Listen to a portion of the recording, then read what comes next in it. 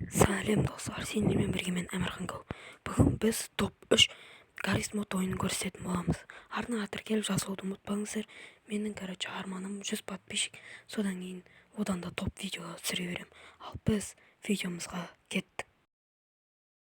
Біріншісі ол Blocks мод. Ол ойында одиноки деген зат жоқ, резим жоқ.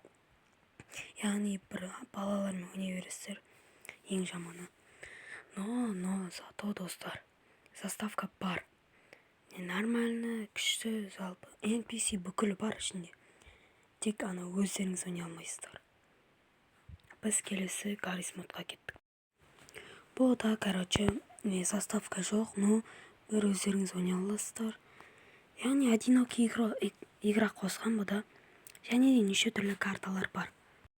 Бұл Гаррис модта заттарды қалай алады десеңіздер, үстіде меню деп тұр, соны басасыздар. NPC деген жерде өзіңіздің NPC-іңіз тұрады, яғни атыңызбен бірге тұрады. Сіздің оны қосып қойсаңыздар болады. И ол сіздің артыңыздан еріп жүреді.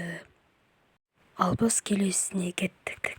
Келесі Гаррис модта жүгіруге болады, яғни бег дегенді бастаңыздар, жүгіресіздер. Және оның аты Гарри.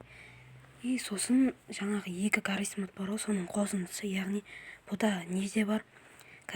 Заставка бар, және де меню бүкіл бар, одиноки игра.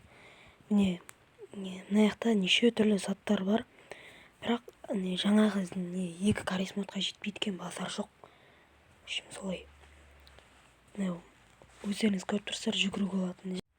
Және бұда автомат бар, оны қозғалтатын. Сол жоқ, сосын лом, сосын не жоқ, пистолет. Цветін өзгерте алатын. Қалғанның барлығы бар, жалпы. Кіріп ойнап кетсеңіздер болады. Сосын мен арнама тіркелуді ұмытпаңыздар. Мен арманым 100 подписчик, соған тез жеткізейік. Ал сау болыңыздар.